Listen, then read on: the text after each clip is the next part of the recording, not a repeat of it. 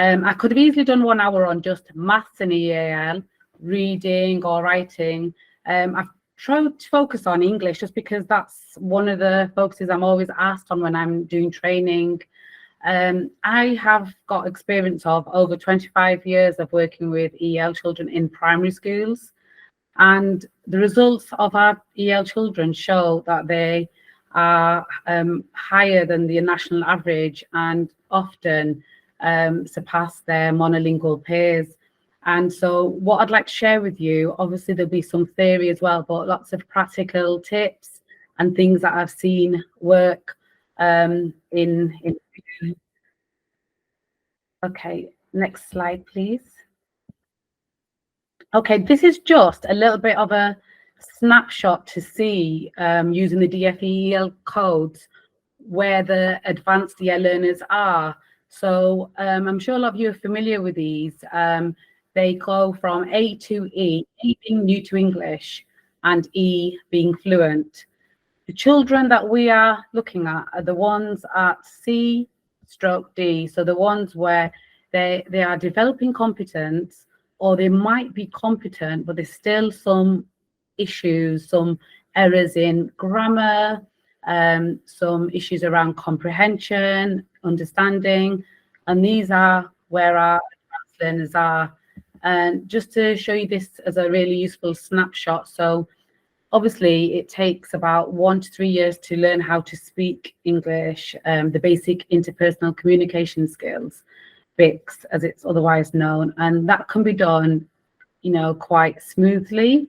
The CALP though, however, takes from 5 to 7 years to develop cognitive academic language proficiency, and often teachers are really concerned about BICS more than CALP, because for them those are the new to English children that they are worried about speaking English. But actually CALP is very, very important, and it's almost where once children develop their speaking listening skills, it seems like they're stuck, because that is you know, it's much more higher order. We're talking about literacy, we're talking about exams, reading, writing, analyzing, all those kind of higher order skills. So that is something that really does need to be focused on.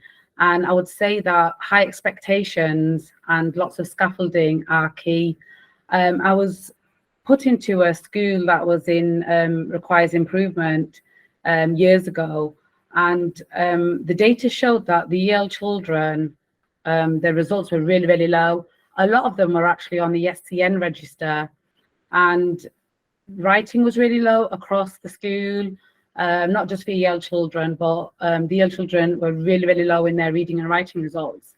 And so the first thing I did was really unpick the SCN register, looking at were those children really SCN or were they EAL, and maybe they hadn't been pushed.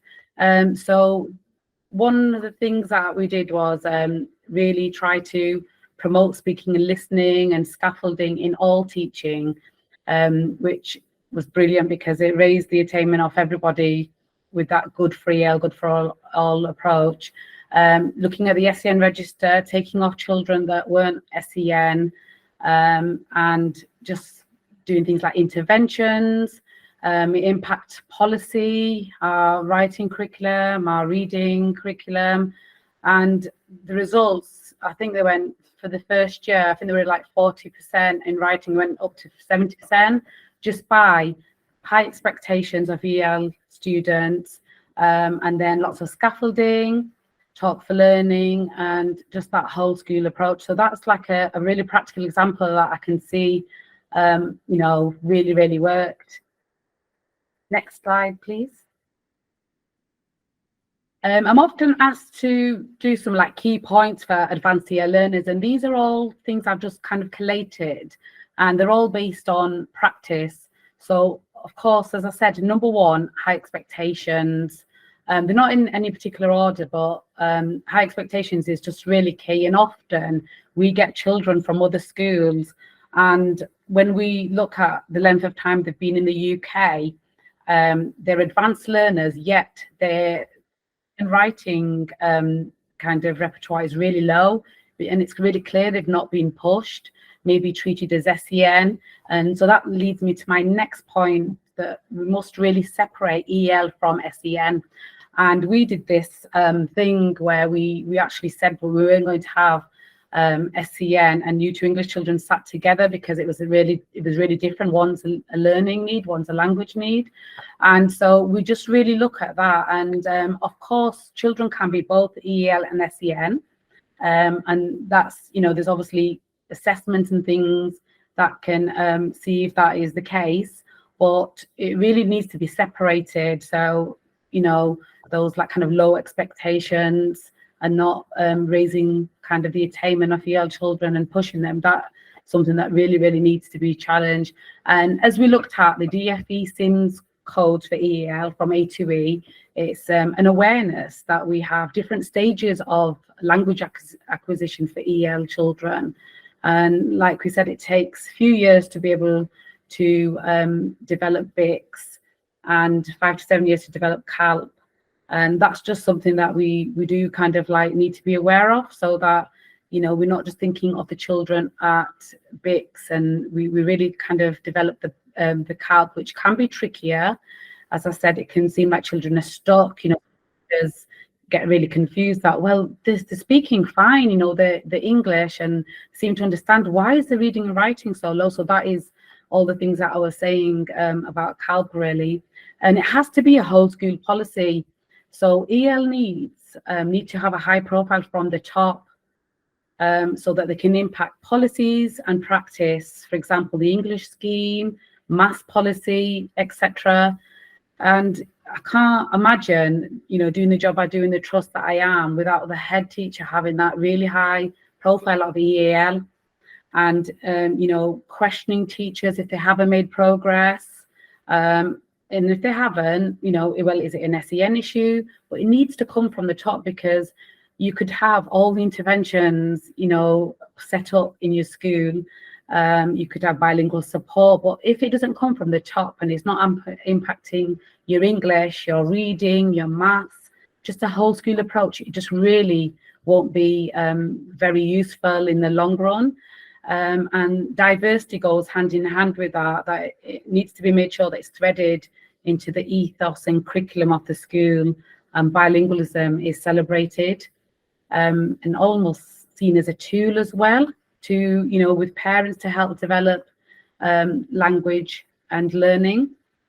And scaffolding of language and learning is key, and I'm sure you're really aware of all these different methods. So obviously using visuals, practical tasks, concrete materials, graphic organizers, drama, questioning, modeling, repetition, and lots of different types of frames, whether they're to plan, talking frames, writing frames, actions to help meaning, word banks, color-coded vocab, and making sure the displays include target language and determiners, and really promoting speaking and listening and allowing for thinking time. I think it's about 10 seconds that they say that you need to leave when you've asked a child a question, be it in mixed ability pairs or on their own, about 10 seconds, and especially for bilingual children where they might need to process some information. And just that awareness that language and comprehension in reading and maths and grammar in writing are the main issues for more advanced EAL learners. Pre-teaching, if you can do bilingual pre-teaching, it's so valuable. But even with children who are not EAL, and even doing it in English, pre-teaching is a really valuable kind of a heads up for the child. So for example, if it was to be done on the Friday assembly before the next week, whether it's maths, learning concepts such as parallel, or whether it's a text with lots of kind of maybe non-fiction, lots of technical words, pre-teaching, using pictures and really kind of tagged in the key language and concepts is so valuable. And then extra intervention and resources are really valuable to address any needs, involving parents as well, because obviously you need to have that approach where it's the parent and the teacher and all the, everybody involved together to help the child, and everyone's on the same page. And by doing things like homework club or workshops, you can model different strategies, whether it's using number lines in maths, because obviously different education system, even when you think back like 20, 30 years, we didn't really use number lines. So that's really nice to have that modeled in a workshop or a homework club. And I can't kind of like emphasize the importance enough of asking parents to ask questions in their home language, because the skills will transfer to English. We did a piece of work once where we gave all the Arabic and Urdu parents a bookmark, and it had on, I think it was the Fox and the Crow fable, and it was in Arabic and Urdu, and there was some questions, some retrieval and some inference. And we got the parents to ask them those questions after they read the story in their home language. And the next day we asked questions in English, and all the skills just transferred. So one of the questions was, for example, what was the fox like? And they all said greedy. And that's just some kind of powerful evidence that by just asking questions in home language, skills will transfer to English. So it's really well worth doing. And that's for teachers who may think parents might not be able to help, but it's also for parents to realize the importance of bilingualism, you know, as a tool for learning. An acknowledgement that interventions are alongside and not instead of quality first teaching, because we could say, oh gosh, you know, here are interventions, this is what has made the results so good, but it is also the quality first teaching that goes on using all those strategies. And good for EAL, good for all. So in that school that I mentioned where it was in requires improvement, using EAL strategies that actually raise the attainment for everybody, just by speaking and listening, the talk for writing, the scaffolding, high expectations. It was all really, really good practice. Next slide, please. Okay, so I'm just going to do a little bit about reading now. So with the reading advanced EAL learners, there's often like two main areas, I would say. There's obviously more, but I'm just going to focus on the two main areas that I've come across. And one of them is working out the meaning of unfamiliar words. And, you know, whether it's assessments or whether it's a guided reading, it's always like something that can be quite tricky. Like, how do we find out, you know, the meanings of unfamiliar words that they've never heard, or maybe they have heard, but they don't quite know the meaning.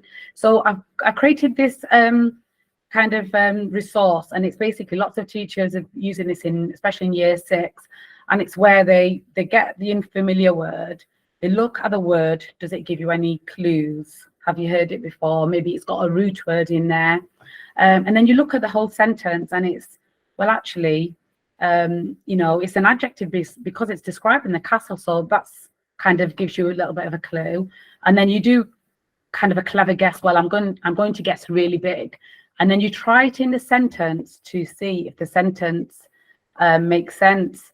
And that's just like something really simple you can use. And if you just go to the next slide, please, Matthew.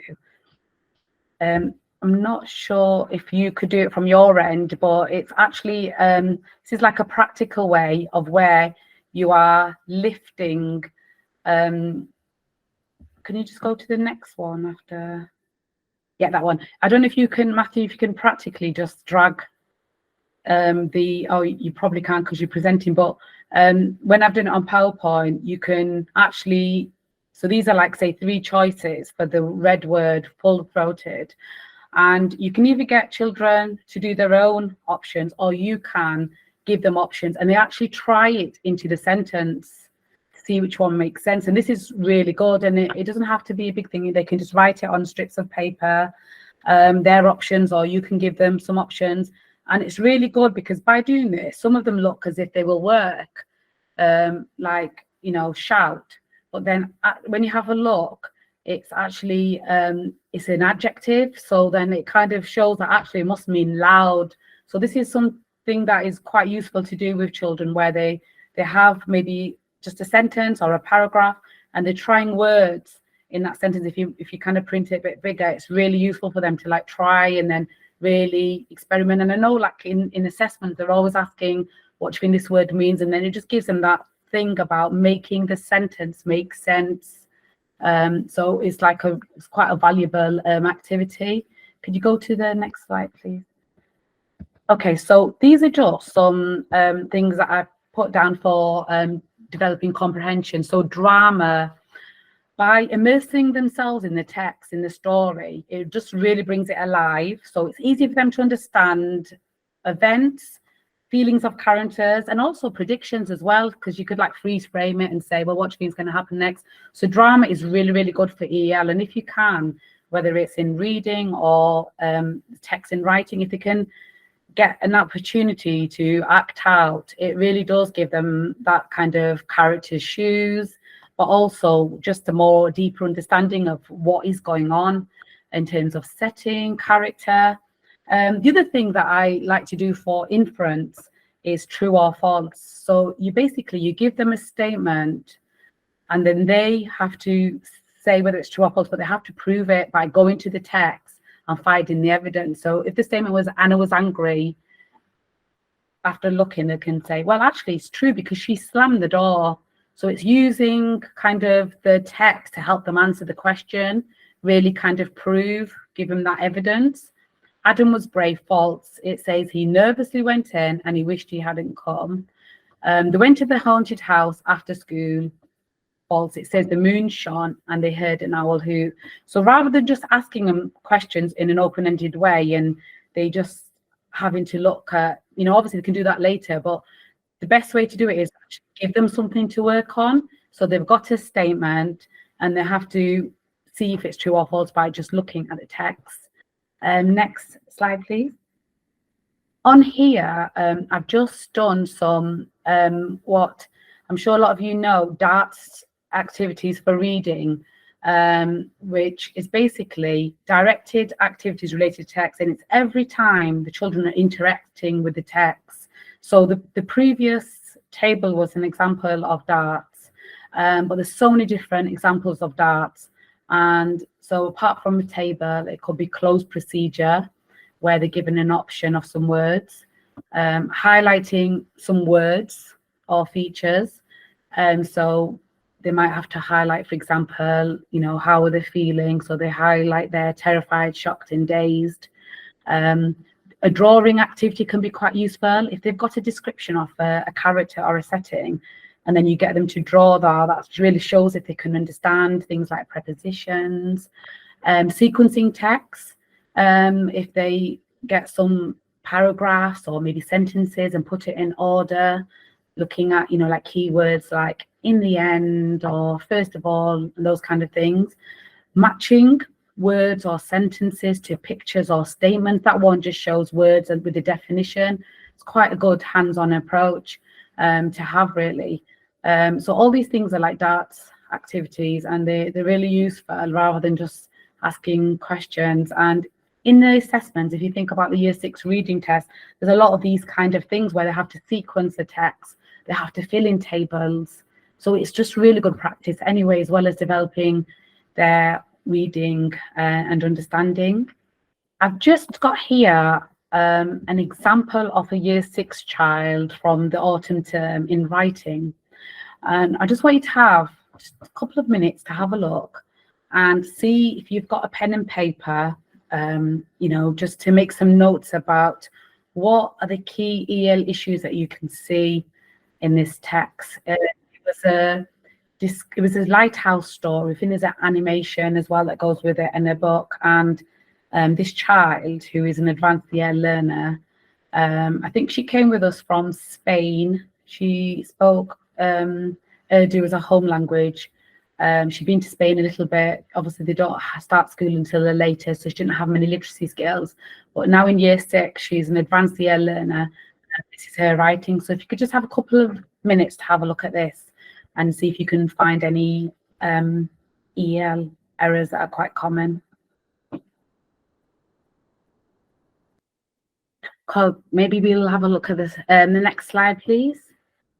Okay, so I've color-coded a lot of the common EL errors, and these were apparent in this girl's piece of writing. So as you can see, things like prepositions, the wrong vocab, not really realizing what was meant perhaps by a word or phrase, tense, especially the past, which is very common, missing vocab, word order, subject-verb agreement, modal verbs, determiners, pronouns, and some things need a bit of clarity. These are quite common with EL Advanced Learners. I'm sure those of you who work with those children have seen this. Determiners and modal verbs don't exist in some languages. So if I was to say in Urdu, for example, put it on the table, it would be table, put it on. It wouldn't even have the, so determiners such as the, some, they are not in lots of languages. The same for modal verbs. Tenses are different, subject, verb, the way the language works. Word order, I mean, we know that it's Little Red Riding Hood, it's the big bad wolf. We just know that it's going to be, the way that the order is. And it's just lots of different things that advanced learners need to think about, really. And as you can see, there's like lots of things there where we kind of know what she's saying, but it kind of loses it a little bit. Under the clock obviously meant on the clock, and things like when she said more came the dark, she meant the more it became darker, the more the sky raged. If you look at the conjunction starters as well, the conjunctions are a big thing as well, because as is not being finished, and neither has although, doesn't really work. So she's tried to use those kind of subordinating conjunctions, but they just haven't worked. So you can see there's a lot of things there, and I'm just going to share some strategies, whether it's in an intervention, whether it's in the class, perhaps homework extension, and obviously it's just like a snapshot of this. I'm just going to share that now. Could I have the next slide, please, Matthew? Okay, so if I just go through this. So language being displayed, for example, a working wall in English, word banks, including determiners, and then also starting them off by giving them the first sentence of the text is something that's really, really valuable, because what you're doing there is you're modeling the genre and the language features associated. So sometimes just by giving them that call to write, because this was a creative writing piece where they just had to write after doing maybe a bit of input. But if that first sentence was given, it would have just like really helped with the kind of language features being the past tense being, quite a main thing. Some children have magpie books, and these are when they hear the teacher or another child during the talk for writing part come up with a really good sentence or a really good phrase or even a really good word, they magpie it so they can use that later on. Visuals to help meaning. So, for example, different adjectives, maybe some visuals to show what they mean. Emojis for ED starters are really useful. And I often use the scared emoji, and then I show that terrified is stronger than that. So then it's even more scared. So just like those kind of visuals to help what the meaning of what words are is really useful, so they can use them correctly. And obviously a big oracy focus, lots of modeling. And I've put that including of incorrect grammar heard. So it's really good practice if you hear somebody say something incorrectly grammar-wise. So they might say something like, he throwed the ball. And then instead of correcting them, you just say, oh, he threw the ball, did he? So you're just modeling that all the time. And that can start off from even EYFS, just like the modeling and including incorrect grammar heard, and obviously talk for writing before they actually write anything. So they're really talking the sentences through, they're rehearsing them orally. It just really helps them for when they do their piece. And if you see that there's quite a few objectives, not just EAL children, but other children, you might add it onto the English planning. So it could be a common class or group error, like prepositions, for example. Color-coded language. For example, I'm going to share with this is not just the colorful semantics things, but conjunctions can be quite tricky, and if you have them in different colors for their functions, it's really kind of easier for the child. So for example, and furthermore, in addition, moreover, they all mean adding, so that could be in one color. Then you've got but, however, although, even though, despite, so it's like two different things. So consequently, as a result, and therefore. So that's really making it clear that they have different functions, really. And that's really, really important there. The other thing when it talks about the actions is it says there using drama. So not only maybe using thought tracking for as a flashback to introduce a past tense. So for example, if they were writing about Narnia, you would jump them into the setting, maybe, you know, with some props or a whiteboard image, and then they jump out as a flashback, and then you say, what did you see? How did you feel? So they're not doing the present tense. They're saying things like, I saw, I heard, not I can see. So that's quite powerful as well. I think some of the formats just changed there, but it does say on the PowerPoint, using drama for thought tracking as a flashback, but also actions. So what I mean by that is the past tense, you know, using actions. When you're doing adjectives, you might use an action to describe it. For adverbs, so when you're doing something cautiously, prepositions, so you're using those actions for in between, you know, behind. And the big one that all our year 5-6 teachers have really loved using is thumbs for modal verbs. So modal verbs, when you look at degrees of possibility, so you could do should, because that's quite strong. Then it could be would and could. And then if you do that, they kind of understand, they get used to that. That's must, ought to, should. But then this bit can.